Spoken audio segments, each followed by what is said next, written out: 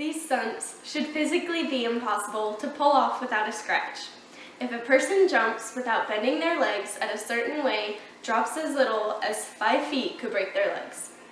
Landing from approximately a 20-foot drop, the landing should have at least broken one of the crook's legs and probably injured Agent J too. The approximate weight of a man who is the same height as Will Smith would be 165 pounds, which is 74,842.7 grams, with gravity's acceleration being 9.8 meters per second squared. The force from Newton's second law, F equals ma, would equal 733,458.46 newtons. The femur can withstand only about 4,000 newtons hit towards it, but bones that are thinner, such as the tibia or fibula, need a less substantial amount in order to break it. Universal translator, you're not even supposed to have it. I'll tell you why.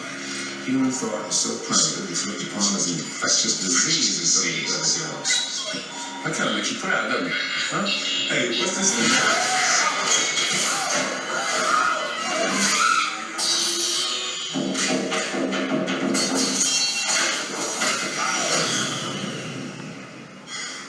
This thing caused the 1977 New York blackout. The orb moved throughout the scene with no accounts to any forces stopping it. It defies Newton's law and has little regard to friction. Newton's first law states that an object in motion will remain in motion unless acted upon by an outside force.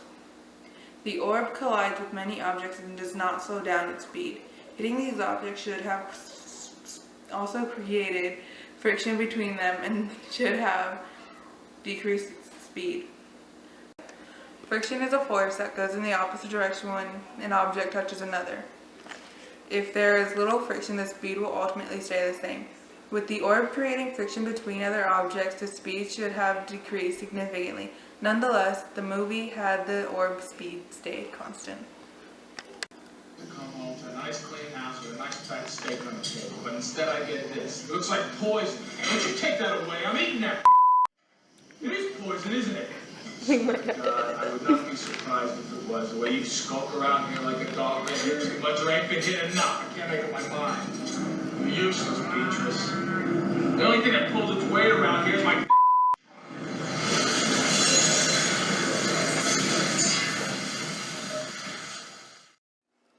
As an object is crashing to Earth from outside its atmosphere, it has a consistent downward velocity and acceleration. A crash involves gravity, friction, Newton's second law, and momentum of the object. Gravity is the acceleration that is dragging the UFO down towards Earth, always being a constant 9.8 meters per second squared when involving Earth.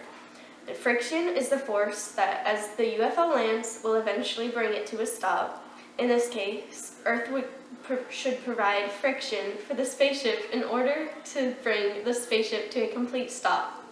This would also have an effect on the amount of momentum the spaceship has as it collides with the surface of Earth.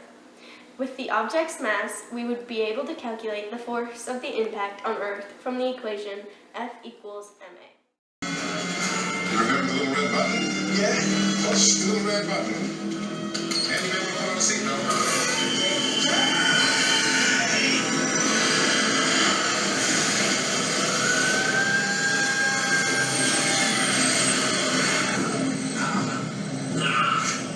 It's too intense. You're a young man. You need to relax. Learn to take some joy in your work. Do you like music? That's better.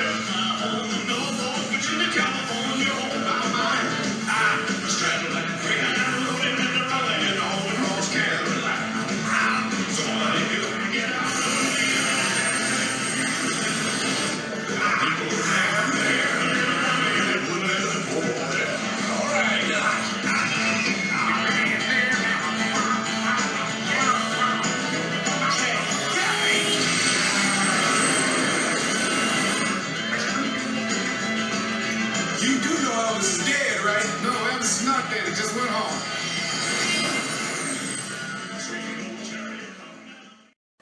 The red button on the gear shift allows the car to defy gravity. This is an impossible task as gravity has the acceleration of 9.8 meters per second squared. And as of yet, the United States has not been able to produce a car that has a high enough velocity in order to drive up the wall of a tunnel and stay driving on the ceiling until the tunnel ends. In order to calculate an object's acceleration, the equation A equals Vf minus Vi divided by Tf minus Ti is needed. In order to defy gravity, the acceleration would require a magnitude of over 9.8 meters per second squared.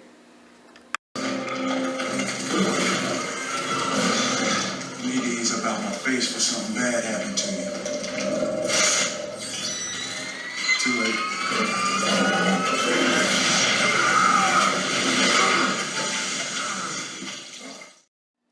In the movie, the blast quite literally blew the bug to smithereens. The blaster Agent K controls applies the law of inertia to its discharge. Inertia is the resistance to change in motion. When the weapon is discharged, instead of being contained in the body, the inertia allows it to shoot straight through the bug. Yet, if K was holding the weapon out and away from him, it should have just targeted one area of the alien, but instead the whole body blew up.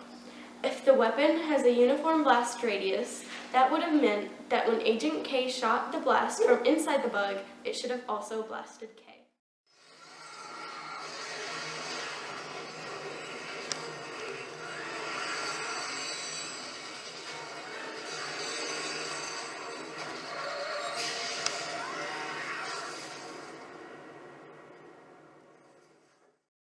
With the size of the noisy cricket, the amount of force in the recoil should not have the ability to throw Agent J back into the air by several feet.